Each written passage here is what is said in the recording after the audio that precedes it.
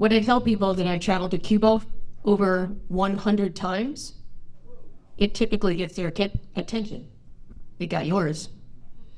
The rapid fire of questions of what's the rum like? What are the classic cars like? The cigars, salsa, y más.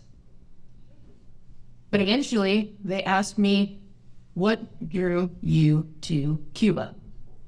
Well, I'll take you where that wild affinity came from. And it came from inside a cubicle. Yes, from cubicle to Cuba.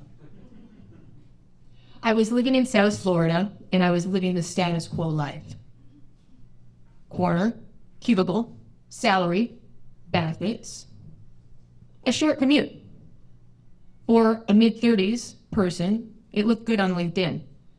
But I was suffocating in cubicle land. Meetings about meetings. Dilbert-like leadership. So I sat at that corner cubicle, looking out the window, daydreaming of an escape. That year, the end of the year holidays would mean 5 days of escape from the cubicle land. I asked my boyfriend, are we going on an adventure? He decided he was going to go home for the holidays, and there was no way that I was going to Minnesota for the holidays. My parents are divorced, so I couldn't pick one over the other, and I wasn't going to pick the future in-laws, so I took out a map and looked at the Caribbean. There's lots of islands. Most of them I had been to, but there was one major forbidden island that just jumped off the screen. Cuba. That inaugural trip to Cuba was a sensory overload.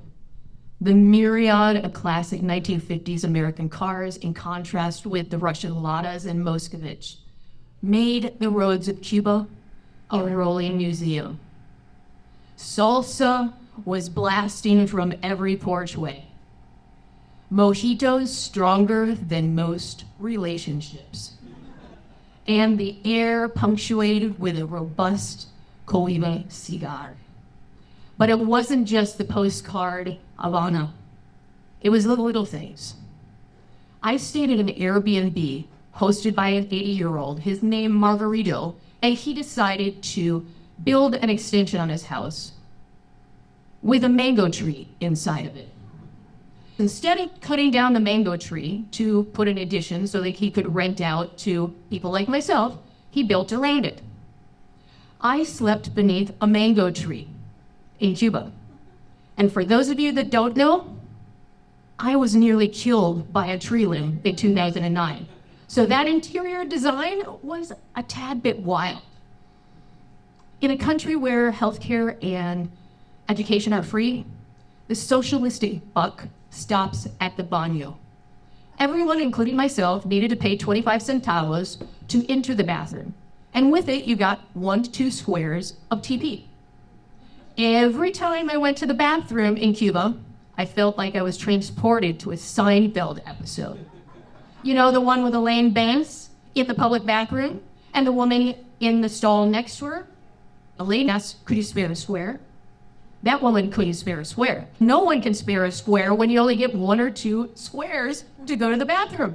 In the majority of the bathrooms, there are no toilet seats. So, is 25 cents worth it? Yeah, if you gotta go, you gotta go. The humdinger of this inaugural trip was being proposed to by my driver. I told him I had a boyfriend, and no, gracias for the ride. Then he told me a variation on the adage about distance makes the heart grow fonder. In Spanish, it goes something like this. La distancia hace los cuatro felices, which translates to distance makes all 4 happy, meaning on either side of that distance, everybody has a lover.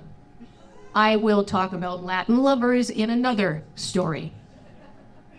So I returned from these 5 days in Cuba to Cuba land. Daydreaming of escape. Out of nowhere, 5 months later, I got the monocall. A former colleague and friend called me and said, my travel agency just got a legal license to lead educational tours to Cuba, and I want you to start in the next tour in 2 weeks. I had never led a tour before. Granted, I was a high school Spanish teacher in my 20s, so I had experience with 100 adolescents, but when you're dealing with adults, it's a different animal. No safety net, no salary, no health care. What the hell? I dove into the unknown, and that side gig became my life for nearly the next decade. I went to Cuba almost 110 times by land, by sea, by air.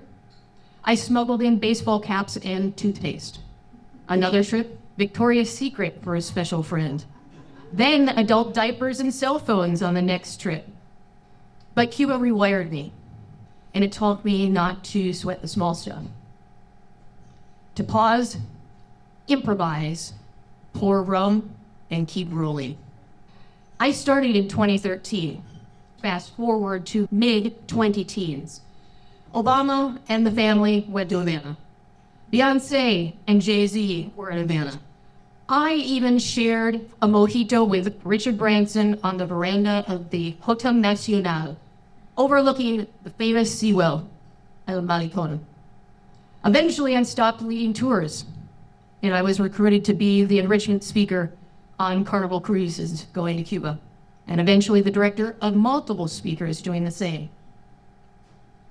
I was now not with 20, 40, 60 people, but close to 5,000 Americans on a floating hotel, all eager to drink rum, dance salsa, ride in a classic car, and actually step off this floating hotel into a real-life textbook they could walk over.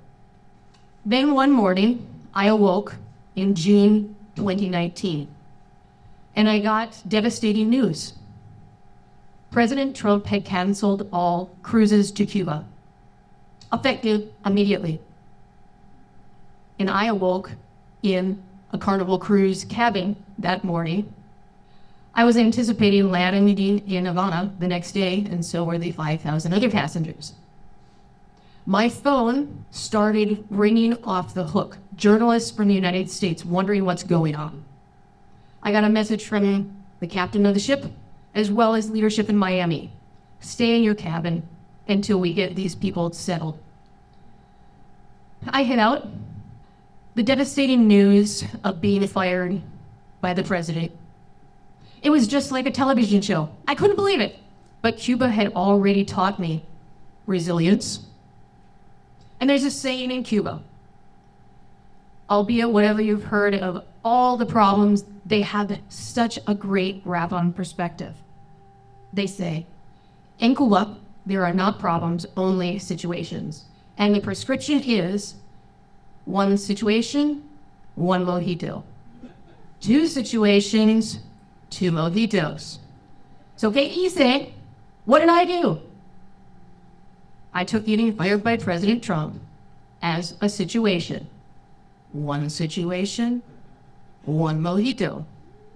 But considering the circumstances, I had dos mojitos. Salud, friends.